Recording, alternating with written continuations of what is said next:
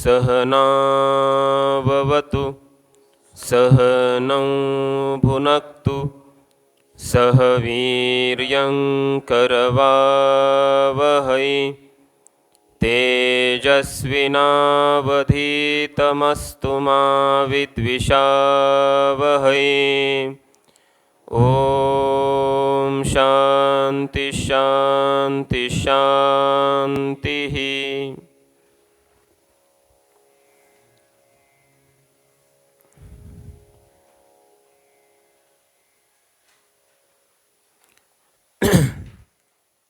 कठोपनिषद अध्याय 2 वल्ली नंबर 1।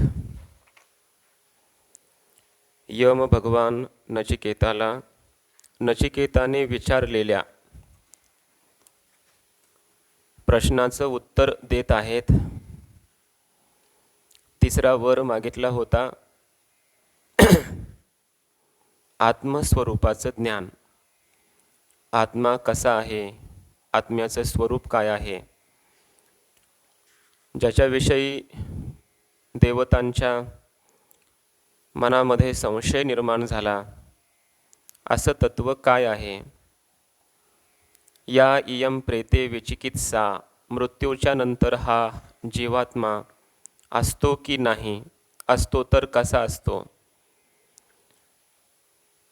धर्म अधर्म, कार्य कारण, भूत भविष्य या सर्वांहून अतीत असणारं तत्व।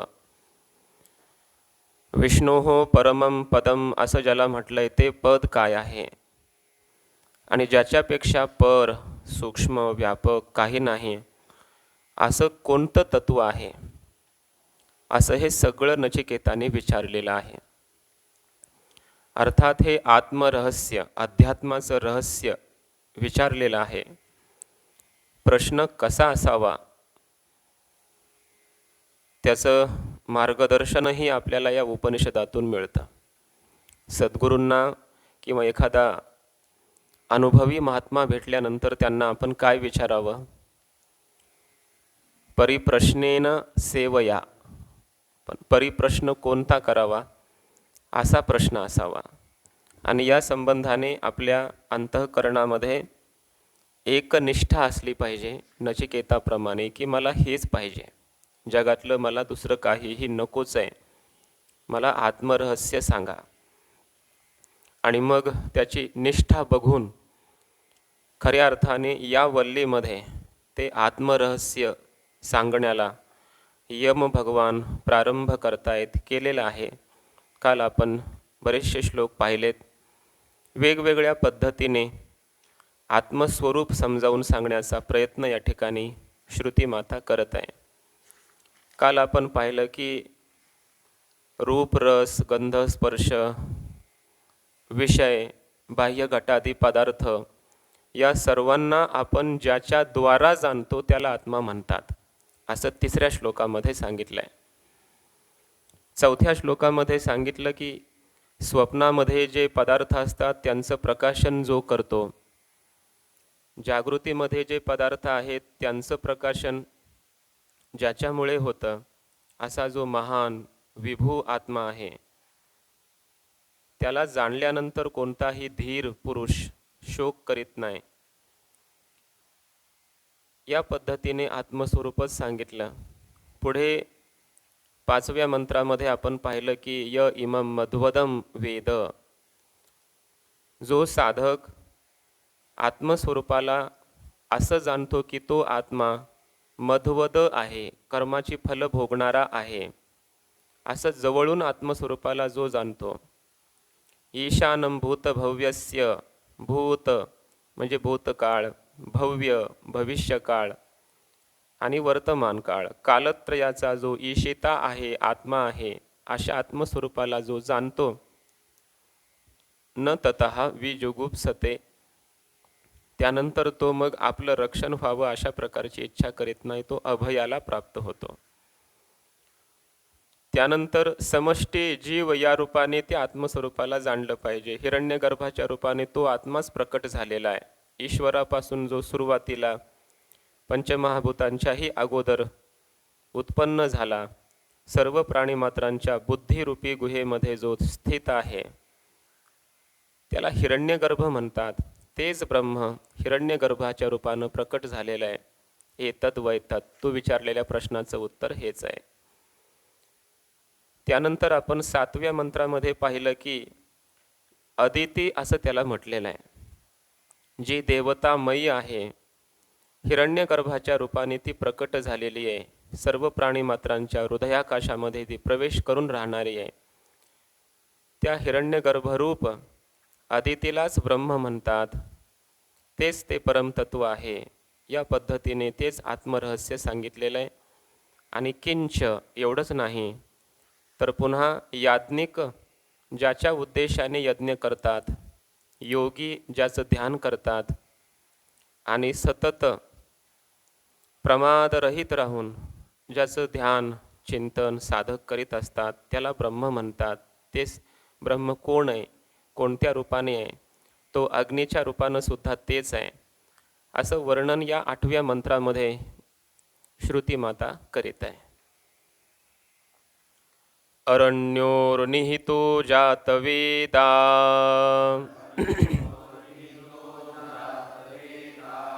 गर्भ इव सुभृतो गर्भिणीभिः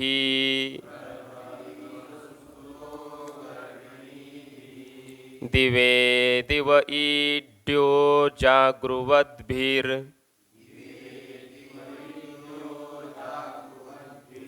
हविष्मद्भिर्मनुष्येभिरग्निः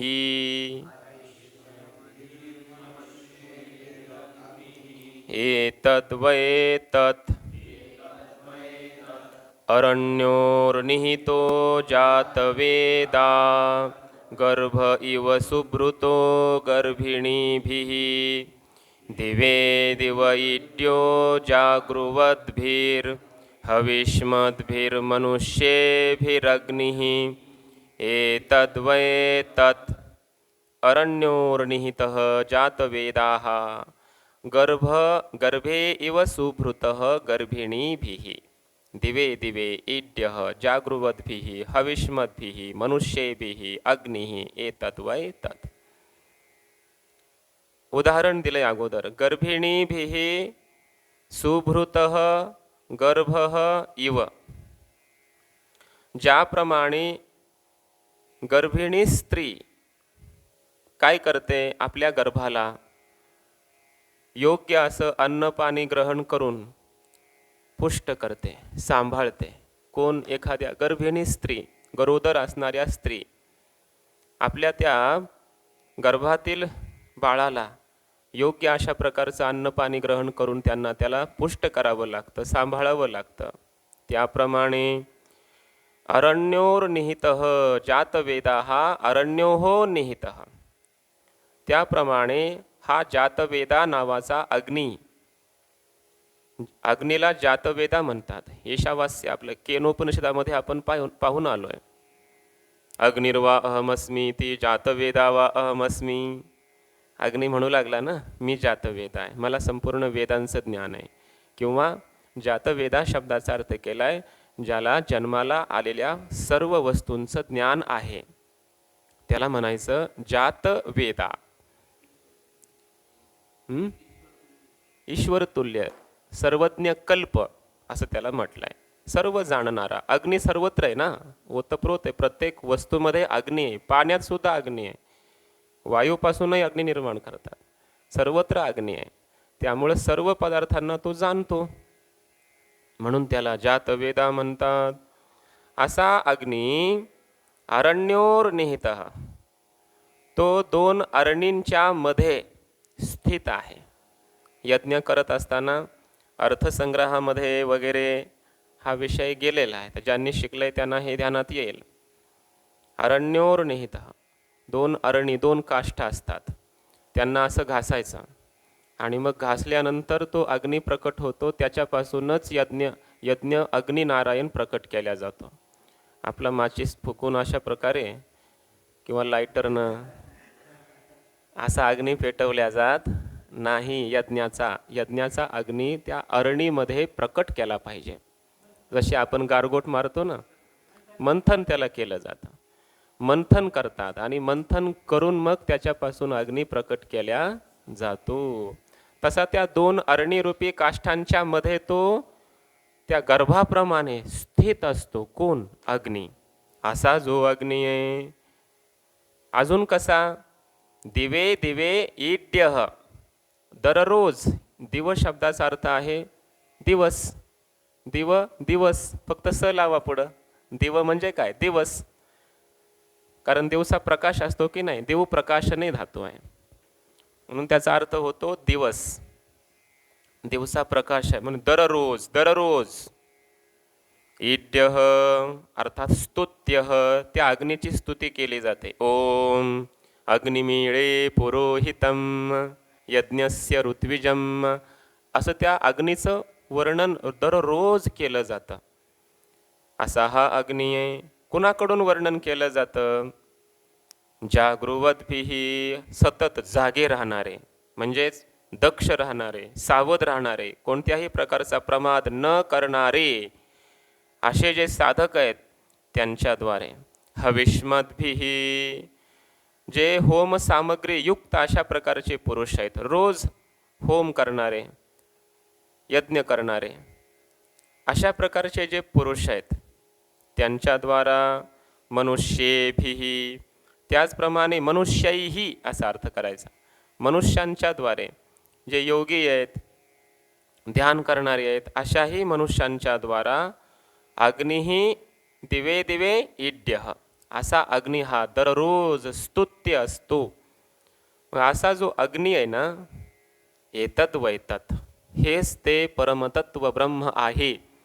अर्थात ते परब्रह्मच या अरण्यांमध्ये स्थित असणारा अग्नी आहे. ते परब्रह्मच अग्नीच्या रूपाने या याज्ञिकांच्या द्वारा वर्णिल्या जातो. दररोज त्याची स्तुती केली जाते, त्याचं ध्यान केलं जातं. असा हा जो अग्नी आहे तो अग्नी म्हणजेच परब्रह्मच आहे. ते परब्रह्मच या अग्नीच्या रूपाने प्रकट झालेलं यज्ञाचा भोक्ता नारायण असं संतांनी वर्णन केलेलं. यज्ञ भोक्ता कोण आहे? नारायण. त्या अग्नीच्या रूपाने सर्व यज्ञ हवन सामग्री ग्रहण करणारा कोण आहे? नारायण आहे. अग्नी नारायण म्हणतो आपण त्या.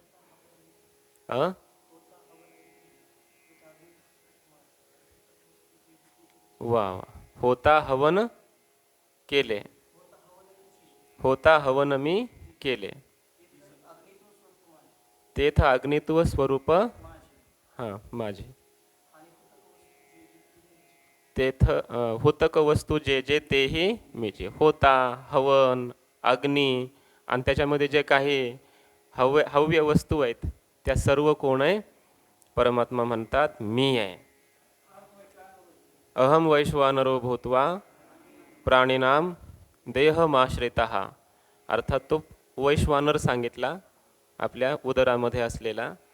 इथं यज्ञ नारायण, अग्निनारायण हा विषय. म्हणजेच अग्नीच्या रूपाने परमात्माच आहे असा याचा अर्थ. म्हणून हे जे अग्नितत्व आहे ना ते परब्रह्मच. या रूपाने सुद्धा परब्रह्माची आपण उपासना करू शकतो अग्नीच्या रूपाने. सह अधियज्ञः उत्तराधरारण्यो निहितः स्थितः जातवेदाः अग्निः पुनः सर्वहविषां भोक्ता अध्यात्मञ्च योगिभिः गर्भः इव गर्भिणीभिः रत्नवर्तिभिः अगर्हित अन्नपान भोजनादिना यथा गर्भः सुभृतः सुष्ठु सम्यक् भृतः लोकः इव लोके इव इत्थम एव ऋत्विग्भिः योगिभिः च सुभृतः इति एतत्. अधियज्ञ या रूपाने त्या अरण्यांच्या मध्ये जे अग्निरूप असतं ना त्याला अधियज्ञ म्हटलं जातं.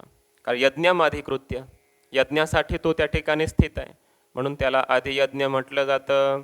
उत्तर आणि आधार म्हणजे खालच्या आणि वरच्या दोन त्या अरणीमध्ये स्थित असलेला हा जातवेदा नावाचा अग्नी आहे.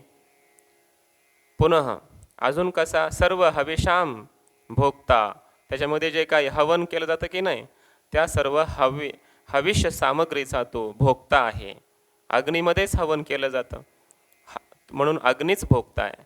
अध्यात्मंच एवढंच नाही तर तोच काय आहे? अध्यात्मरूप जातवेदा नावाचा अग्नी आहे. अध्यात्मिक कोण आहे? तोच आहे. योगिभिः गर्भः इव गर्भिणीभिः रत्नवर्तीभिः रत्नरवत्नीभिः म्हणजे काय, ज्यांच्या पोटामध्ये गर्भ आहे अशा ज्या गर्भधारिणी स्त्रिया त्या ज्याप्रमाणे अनिंदित अशा प्रकारचं अन्न पाणी ग्रहण करतात, म्हणजे शास्त्रोक्त जे सांगितलंय ते योग्य शुद्ध सौम्य असं ते अन्न पाणी ग्रहण करून त्या गर्भाला जसं धारण करतात, त्याप्रमाणे या दोन अरणींमध्ये अधिभूत अधियज्ञ अध्यात्म या रूपाने असलेला जो जातवेदा अग्नी त्याला धारण केलेलं आहे. कुणी ऋत्विकभिः योगिभिश्च जे ऋत्विज आहेत, यज्ञ पूर्ण पार पाडणारे जे ऋत्विज ब्राह्मण त्यांच्याद्वारा, आणि जे त्या अग्नीची उपासना करतात ते योगी, इथं योगी शब्दाचा अर्थ उपासक, अग्नीची उपासना करणारे उपासक त्यांच्याही द्वारा तो अशा धारण केलेला आहे. किंच एवढंच नाही तर दिवे दिवे म्हणजे अहनी अहनी दररोज, ईड्यः स्तुत्यः वंद्यः च तो स्तवनीय आहे आणि वंदनीय आहे असा अग्नी. कुणाच्या द्वारा, कर्मीभिः योगिभिश्च अध्वरे हृदयेच जे कर्मी आहेत म्हणजे उपासक आहेत किंवा यज्ञयागादी करणारे आहेत, याज्ञिक आहेत, आणि योगी योगी म्हणजे ध्यान करणारे ते अध्वरे म्हणजे यज्ञामध्ये, म्हणजे कर्मी जे आहेत ते यज्ञामध्ये धारण करतात त्या अग्नीला, आणि योगी जे आहेत ते हृदयामध्ये धारण करतात. अजून कसे ते पुरुष आहेत सर्व, जागृवद्भिः म्हणजे जागरणशील, वद्भिः म्हणजेच अप्रमत्तैः इति येतात जे सतत जागरणशील आहेत, जागृत आहेत, सावध आहेत असा अर्थ, झोपलेले नाहीत असा अर्थ, म्हणजे बेसावध नाहीत, जागे आहेत, सतत दक्ष आहेत, अप्रमादी असे आहेत. इथे येतात हविष्मद्भिः त्याचा अर्थ करतात आज्यादिभिः आज्यादिमद्भिः ध्यान भावनावद्भिः मनुष्येभिः मनुष्यैः अग्निः म्हणजेच जे होम इत्यादी सामग्रीने युक्त असलेले जे याज्ञिक आहेत त्यांच्याद्वारा, योगी वगैरे ध्यान धारणा करतात, त्या ध्यान धारणा करणाऱ्या अशा भावना करणाऱ्या अशा मनुष्यांच्या योग्यांच्या द्वारा अग्नी हा अग्नी स्तवनीय आहे, वंदनीय आहे असा अर्थ. एतद् वै तद म्हणजे तदेव प्रकृतम ब्रह्म, हे जे प्रकृत ब्रह्माचं प्रकरण चाललंय तेच हे ब्रह्म या अग्नीच्या रूपाने प्रकट झालेलं आहे असा याचा अर्थ आहे.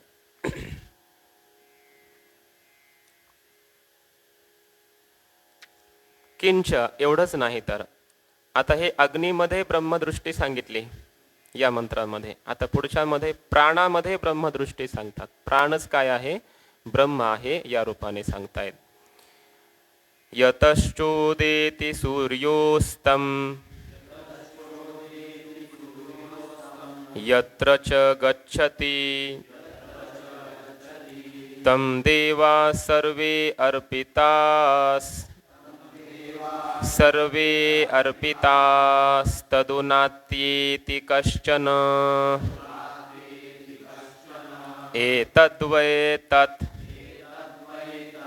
यतश्चोदेति सूर्योस्तं यत्र च गच्छति तं देवाः सर्वे अर्पितास्तदुनात्येति कश्चन एतद्वै तत् यतः च उदेति सूर्यः अस्तं यत्र च गच्छति तं देवाः सर्वे अर्पिताः तद् उ न अत्येति कश्चन एतद्वै तत्. यतः सूर्यः उदेति च यतः सूर्यः उदेति ज्याच्यापासून सूर्य उदयाला येतो, च यत्र सूर्यः अस्तं गच्छति आणि ज्या ठिकाणी सूर्य अस्ताला जातो. एवढंच नाही तर सर्वे देवाः तम अर्पिताः संपूर्ण देव देवता त्याच्यामध्येच अर्पित आहेत, समर्पित आहेत, स्थित आहेत. तदु न अत्येति कश्चन त्याचं अतिक्रमण करून उल्लंघन करून कोणीही जाऊ शकत नाही. एतद् वै तत् हेच ते परब्रह्म आहे, तत्व आहे की ज्याच्या संबंधाने तू विचारलेलं आहे. भाष्यकारांनी स्पष्ट अर्थ केलाय खाली, तिथं बघू आपण. यतः च म्हणजे यस्मात् प्राणात, ज्या प्राणापासून उदेते उत्तिष्ठती सूर्य, सूर्य उदयाला येतो. ज्या प्राणापासून सूर्य उदयाला येतो तो प्राण म्हणजे ब्रह्म आहे. सूर्य अस्तम निम्लोचनम यत्र यस्मिन्नेव च प्राणे अहनी अहनी निगच्छति. एवढंच नाही तर हा सूर्य ज्या ठिकाणी अस्ताला जातो, निम्लोचन म्हणजे काय, अस्ताला जातो ज्या ठिकाणी, म्हणजे ज्या प्राणामध्ये दररोज जातो. तम प्राणम आत्मानं देवाः अज्ञादयः. त्या प्राणाला म्हणजेच प्राणरूप आत्म्याला सगळे देव म्हणजे आज्ञादिक, अग्नी वायू वगैरे हे सगळे देव, अधिदैवम वागादयश्च अध्यात्मम सर्वे विश्वे आराहा इव रथनाभौ अर्पिताः संप्रवेशिताः स्थितिकाले सोपी ब्रह्म एव. म्हणजे काय, अग्न्यादिक सगळे हे देव, अधिदैव अग्नी वायू हे काय आहेत, अधिदैव. आणि तेच आपल्या शरीरामध्ये वाणी इत्यादी रूपाने, इंद्रियांच्या रूपाने, त्याला म्हणायचं अध्यात्म. अध्यात्माच्या रूपाने या संपूर्ण देवता म्हणजे अधिदैव आणि अध्यात्म या रूपाने असणाऱ्या संपूर्ण देवता या प्राणरूप आत्म्यामध्येच समर्पित आहेत, प्रविष्ट आहेत असा अर्थ. कशा, तर ज्याप्रमाणे एखादा रथ असावा आणि त्या रथाच्या मध्ये नाभी असते आणि त्या नाभीला आर्या असतात, आर्या, बरोबर ना. जसं त्या आर्या असतात, अनेक आर्या लावलेल्या, रथाचं चक्र वगैरे बघा, आणि त्याच्यामध्ये काय आहे, सगळ्या आर्या असतात.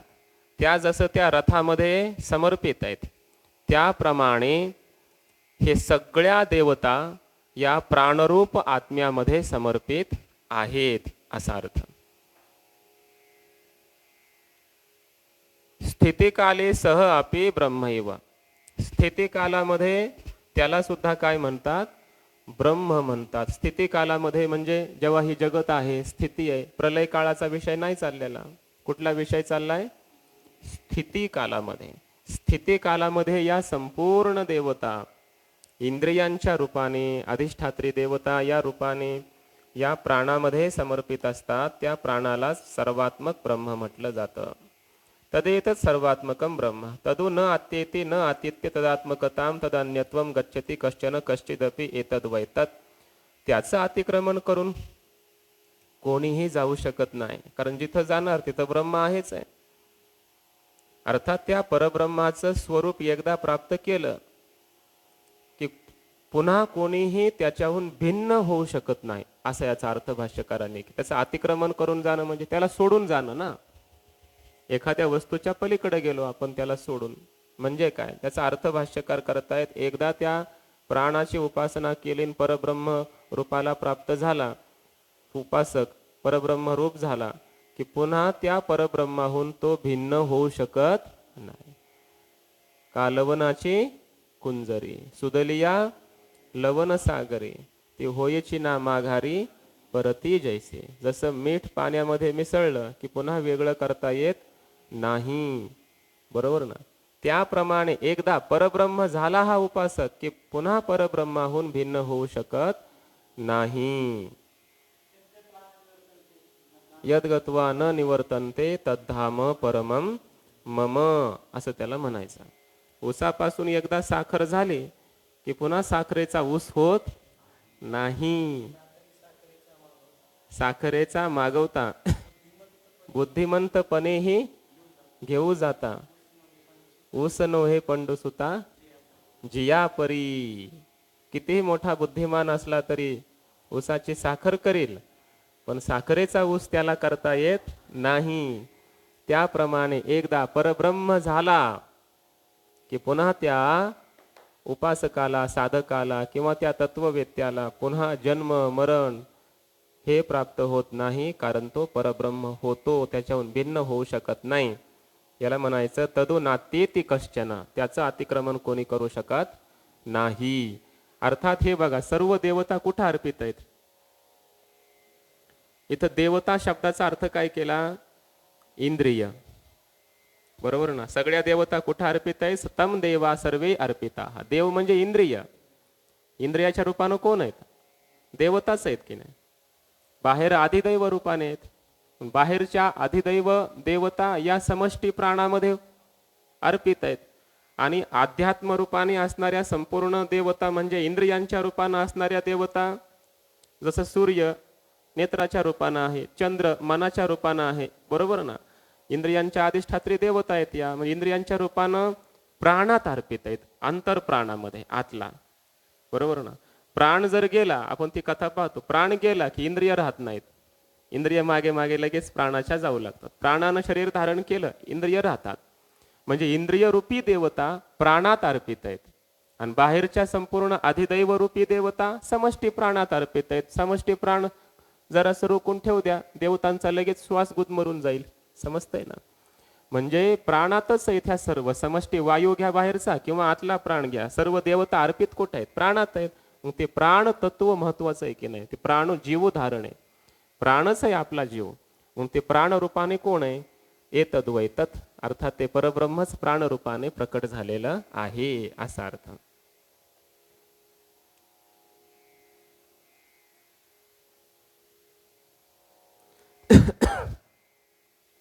आणि सूर्य सुद्धा तिथूनच उदयाला येतो आणि अस्ताला जातो.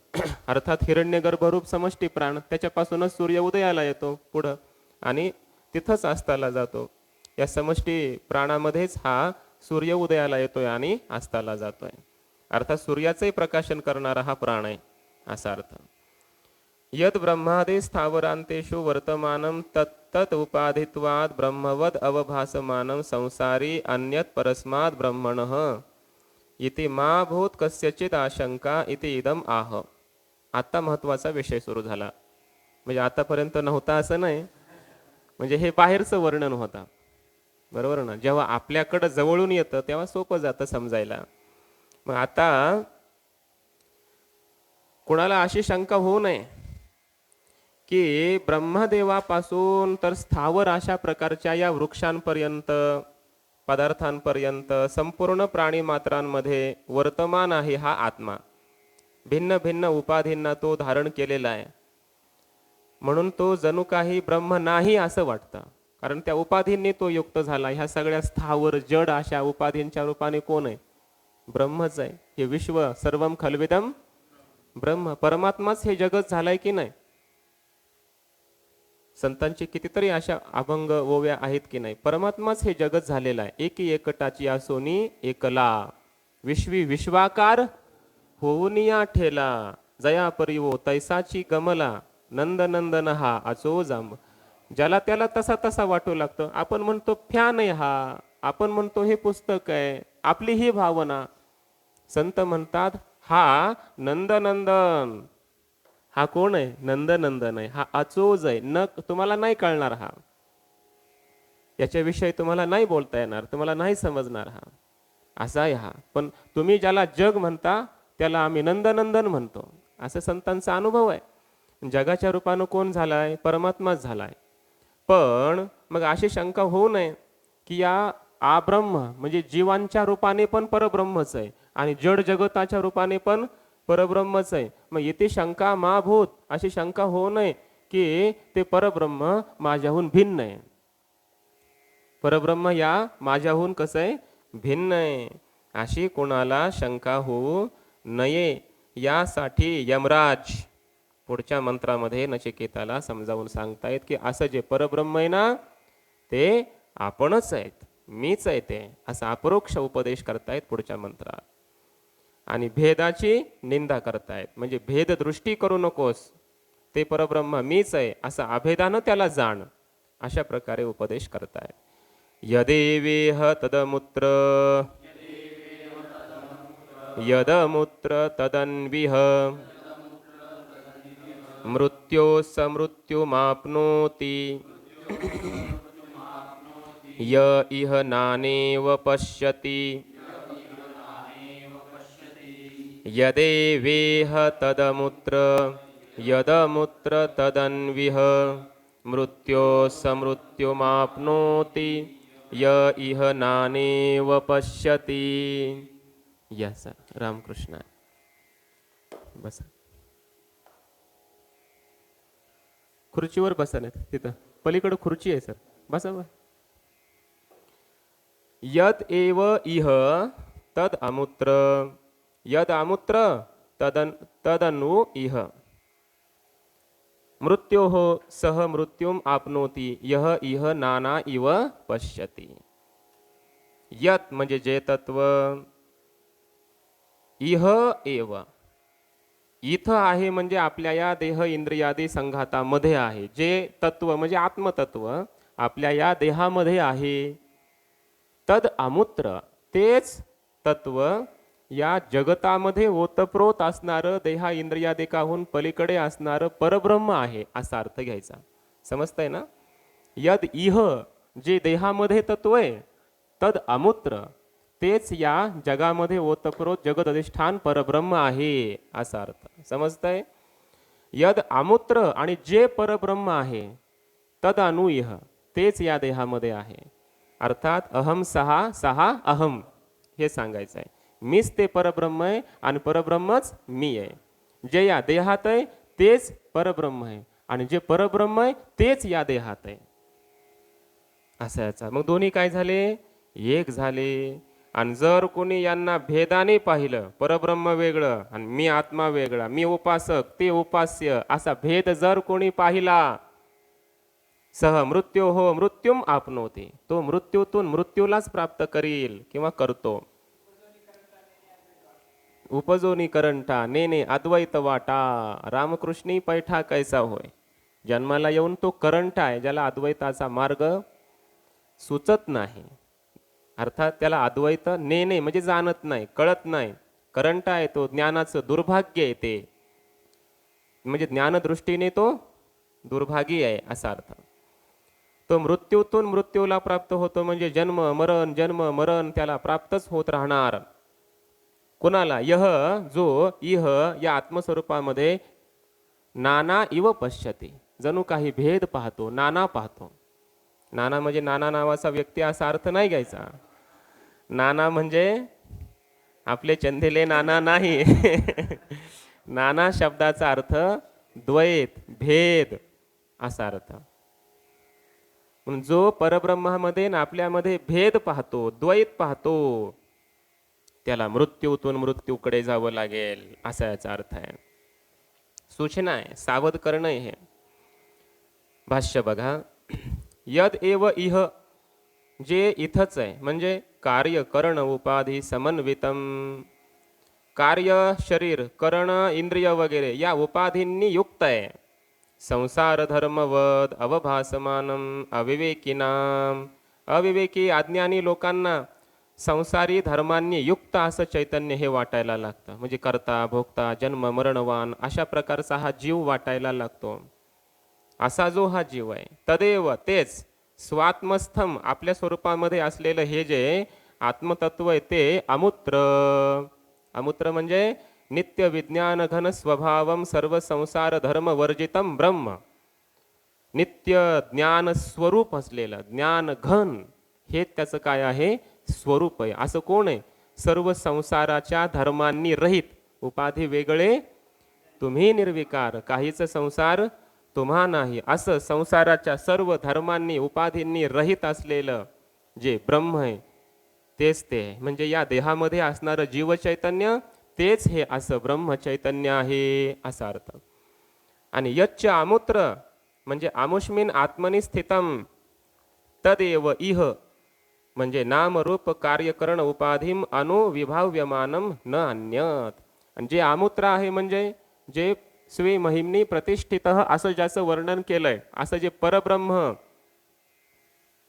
तदेव इह तेच इथं आहे. म्हणजे नाम रूप कार्य कारण या उपाधींचं अनुकरण करून प्रकाशित होणारं जीवचैतन्य तेच हे आहे.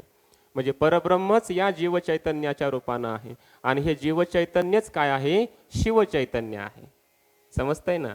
शिवचैतन्यच जीवचैतन्य, जीवचैतन्यच शिव चैतन्य आहे असा ओतप्रोत भाव या ठिकाणी सांग. जसे एखाद्या वस्त्रामध्ये आडवे काही धागे धागे असतात, उभे काही धागे, पण सर्व त्याच्यामध्ये धागे तंतूच आहेत, बरोबर ना. त्याप्रमाणे अहम सहा सहा अहम, मीच ते आहे, तेच मी आहे असं ओतप्रोत भावाने श्रुती माता कथन करते. त्या परब्रह्माला तुम्ही आपल्याहून भिन्न समजू नका, असं ते तत्व आहे. आम्ही एकदा मागे कीर्तन केलं होतं, भाग्याचा उदय. मागे म्हणजे लय दिवस झाले त्याला, 15-1 वर्ष होऊन गेला, नेमकीच संस्था सुटलेली होती. भाग्याचा उदय ते हे जोडी संत पायन. बाबा आले नेमकेच ऐकायला, मी ते हे जोडी सांगत होतो. ते हे जोडी संत पाय. एक भाव ऐका बरं. ते म्हणजे ते शिवचैतन्य ब्रह्मचैतन्य, हे म्हणजे हे जीव चैतन्य, जोडी संत पाय जोडी. संतांच्या चरणाची सेवा केली की संत चरण काय करतात आपल्याला, ते हे जोडी, त्याचं आणि ह्याचं ऐक्य करून देतात. म्हणून ते भेटले संत पाय, म्हणून भाग्याचा उदय, असा याचा अर्थ आहे. बाबांना इतका आनंद वाटला पाठ झाल्यावर, असे भेटले मला. वाह, काय भाव छान काढला. तात्पर्य हे आहे की ते चैतन्य आणि हे चैतन्य भिन्न नाही. देह इंद्रिय आदी संघाताच्या रूपानं तेच प्रकट झालेलं आहे. ब्रह्मचैतन्य देहाचा अंतकरणाचा उपाधी धारण करू नये, आणि तिकडे निरुपाधिक आहे ब्रह्मचैतन्य, निर्विकार निर्गुण निराकार सत्य ज्ञानानंत गगनाशी प्रावर्ण, नाही रूप वर्ण गुण जेथे असं ते जे ते हे समचरण. तेच काय झालंय या देहातील जीवाच्या रूपाने प्रकट झालेलं आहे. त्यामुळे हे भिन्न नाही, भिन्न समजू नका. तत्र एवं सती, असं असताना देखील उपाधी स्वभाव भेद दृष्टी लक्षण या अविद्यया मोहित सन. एखादा अज्ञानी पुरुष मात्र काय असतो, उपाधींच्या स्वभावाला आणि भेददृष्टी रूपी अविद्येला, अविद्येच्या द्वारा मोहित होतो. म्हणजे या उपाधीतलेच फक्त भेद पाहतो. हे इंद्रिय आहेत, हा हात आहे, हा पाय आहे, हे सगळ्या उपाध्या पाहतो. हे शरीर आहे, बरोबर, सगळे हे पदार्थ घटपट जगतातील हे पदार्थ उपाध्या पाहतो, उपाधीतील भेद पाहतो. आणि स्वभाव, उपाधीचे स्वभाव, हा पदार्थ जड आहे असा असा, हा द्रवीभूत आहे, हे पाणी आहे, ही अग्नी आहे, ही दाहकता, असे आपण त्या त्या उपाधीचेच फक्त स्वभाव धर्म पाहतो आणि त्याच्यातील भेद पाहतो. हे कुणाचं काम आहे? हे कुणी केलं? अविद्येनं केलं. अज्ञानी लोक असं कशामुळे पाहतात? अविद्येमुळं. अशी ही अविद्या आहे आणि अविद्येने हे मोहित झालेले आहेत, मोहाला अविवेकाला प्राप्त झालेले आहेत. त्यामुळे त्या ब्रह्माच्या ठिकाणी यह इह ब्रह्मणी अनाना भूते, की जे ब्रह्म अनाना आहे, तिथं काहीही द्वैत नाही, अद्वितीय असं आहे. परस्माद अन्यः अहम मत्तः अन्यत परम ब्रह्म इति नाना इव भिन्नम इव पश्यति उपलभते. जो असं पाहतो म्हणे त्या परब्रह्मामध्ये नाना पाहतो. म्हणजे काय? अरे परब्रह्मामध्ये नाना नाही, नाना परब्रह्म नाही, हे समजून घे.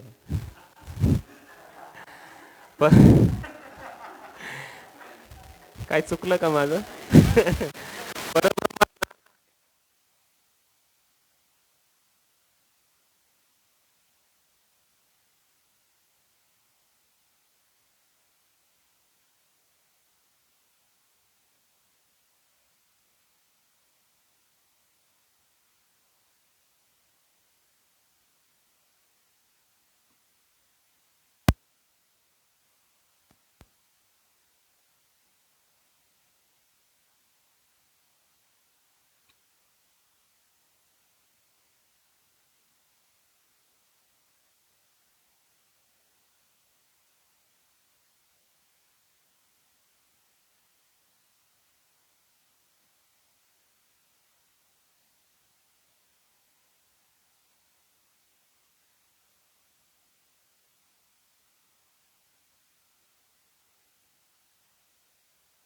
दास नाही, पण अगोदर एकदा केलेले असते बरं, हे विसरायचं नाही. नाहीतर मग लगेच वेदांत सांगता सांगता त्याच्यामध्ये दुसरंच काही वाद येऊन बस. असं नाही, एकदा भागत्याग लक्षणा करावीच लागते. जो अज्ञानी आहे ना त्याला ज्ञान मिळवायचं आहे, साधक आहे तोपर्यंत एकदा भाग त्याग लक्षणा करावी लागते. काही भागाचा त्याग म्हणजे विरोधी भागाचा, माया उपाध्या ईश्वरामध्ये ना आपल्या उपाधी भागाचा त्याग करावा लागेल. भागयोहो त्याग भाग त्याग. आणि मग लक्षणा करून एकदा परब्रह्माशी ऐक्य झालं, मग आता काय लक्षणा करायची गरज. एकदा ऐक्य झालं, आताच सांगितलं की पुन्हा तो परब्रह्माहून भिन्न होत नाहीच, तो परब्रह्मच होतो. सह मृत्योः मरणान मरणं मृत्युम पुनः पुनः जन्म मरण भावम आपनोती प्रतिपद्यते. असा जो परब्रह्मामध्ये आणि आपल्यामध्ये भेद पाहतो तो मृत्यूतून मृत्यूला प्राप्त होतो, म्हणजे पुन्हा पुन्हा जन्म मरण या भावाला प्राप्त होतो. त्याला कधीच मोक्ष प्राप्त होऊ शकत नाही. अन्य पण या अर्थाच्या श्रुती आहेत बघा. नेह नानास्ति किंचन इह ब्रह्मणी नाना न अस्ति किंचन नाना न अस्ति, असा अर्थ. परब्रह्मात द्वैत नाही. यो वै उदरम अंतरम कृते अथ तस्य भयम भवती. जो आपल्यामध्ये परमात्म्यामध्ये थोडंही द्वैत पाहतो, उत अरम अल्पम अपि, थोडं सुद्धा जो द्वैत पाहतो, अथ तस्य भयम, त्याला भय प्राप्त होतच असं म्हटलेलं आहे. अन्यः अहम अन्यः असौ, मी भिन्न आहे, परमात्मा माझ्याहून भिन्न आहे, मी उपासक आहे, ते फक्त उपास्यच आहे. आमचा कधीच अभेद होऊ शकत नाही, आम्ही एक नाही होऊ शकत.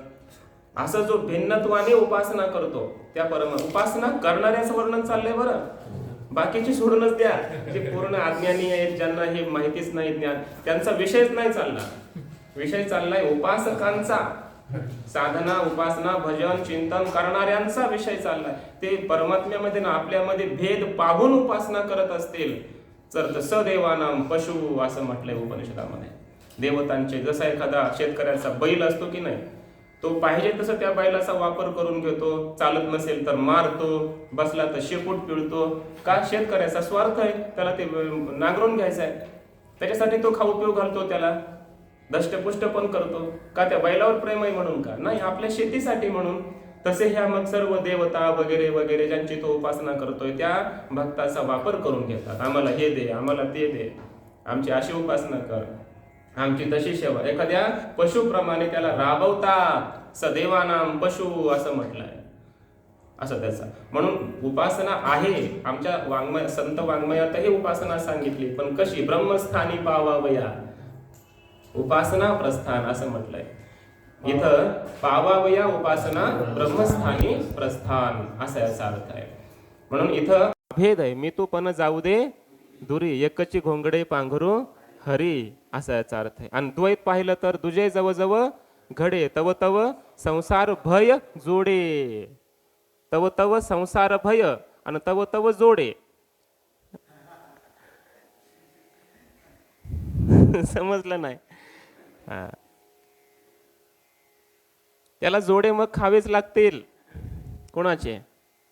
कोणाचे? द्वैत पाहिलं ना, इथं जोडे म्हणजे हे दुःख त्याला भोगावंच लागेल. मृत्यूच्या नंतर नरकामध्ये दुःख भोगावेच लागेल. त्यानंतर इथं एखाद्या नीच योनीला यावंच लागेल. हे जोडेच खाणं आहे ना, असं त्याचा अर्थ आहे. तस्मात म्हणून तथा न पश्येत. वा, याला भाष्य म्हणतात बघा. आता हे वाक्य मंत्रामध्ये कुठे आलंय का बघा शोधून? कुठंच नाही. मंत्रामध्ये एवढंच आहे, इथं जे देहामध्ये जे चैतन्य आहे तेच ब्रह्म चैतन्य आहे, जे ब्रह्म तेच देहामध्ये आहे. आणि यांच्यामध्ये जो द्वैत पाहतो त्याला मृत्यूपासून मृत्यू प्राप्त होतो. एवढंच आलंय की नाही पूर्ण मंत्राचा अर्थ. आता भाष्यकार काय सांगतायत, याचा अर्थ करून झाला आता पूर्ण मंत्राचा, आणि शेवटी सांगतायत म्हणून बाळांनो तस्मात तथा न पश्येत. तुम्हाला जन्ममरणाला प्राप्त व्हायचं नसेल, दुःखाला प्राप्त व्हायचं नसेल तर तसं पाहू नका. तसं पाहू नका म्हणजे भेद पाहू नका. याला म्हणतात स्वपदानीच वर्ण्यंते भाष्यम भाष्य विदो विदुहू. भाष्यकारांची स्वतःची वाक्य आहेत, हे वचन आहेत. विज्ञान मग कसं पाहायचं? भेदाने पाहायचं नाही, मग कसं पाहायचं तेही सांगतायत भाष्यकार. विज्ञानैकरसम नैरंतर्येण आकाशवत परिपूर्णम ब्रह्म एव अहम अस्मि इति पश्येत इति वाक्यार्थः. हे या श्रुती वाक्याचा अर्थ आहे, असं श्रुतीला सांगायचंय. भाष्यकार सांगतात असं पाहावं. मग कसं पाहावं? मी विज्ञान एक रस, म्हणजे जे परब्रह्म आहे ते ज्ञान घन आहे, विज्ञान स्वरूप आहे, एक रस आहे, ठोस आहे, भरीव आहे. आणि असं असणारं परब्रह्म नैरंतर्येण नित्य आकाशवत, आकाशाप्रमाणे परिपूर्ण आहे, सर्वत्र ओतप्रोत भरलेलं आहे, विश्वपट ब्रह्मदोरा असं ते आहे. परिपूर्ण ओतप्रोत भरलेलं ब्रह्म, असं जे ब्रह्म, ब्रह्मैव अहम अस्मी, ते ब्रह्मच मी आहे, असं पाहावं. इथे वाक्यार्थ हा असा वाक्याचा अर्थ आहे की ते परब्रह्म जे नित्य ज्ञान घन, ठोस, भरीव, परिपूर्ण, आनंद घन, चित घन, सद्घन, निरुपाधिक, निरतिशय, निर्विषय, शुद्ध बुद्ध मुक्त स्वभाव, देश काल वस्तू परिच्छेद रहित, स्वगत सजातीय विजातीय भेद रहित, अद्वय असं परब्रह्म मीच आहे, असं अपरोक्ष रूपाने त्या परब्रह्माला पाहावं, असं श्रुती मातेला सांगायचंय. असे भाष्यकार दयाग्रांतकरणाने आपल्या साधकांना सूचित करतायत. हा श्रुतीचा आदेश आहे. बाकीचा विषय उद्या बघू. पुंडलिक वरदा हरी विठ्ठल, श्री ज्ञानदेव तुकाराम, माऊली ज्ञानेश्वर महाराज की जय. ओम पूर्णमदः पूर्णमिदं पूर्णात् पूर्णमुदच्यते, पूर्णस्य पूर्णमादाय पूर्णमेवावशिष्यते. ओम शांति शांति शांति.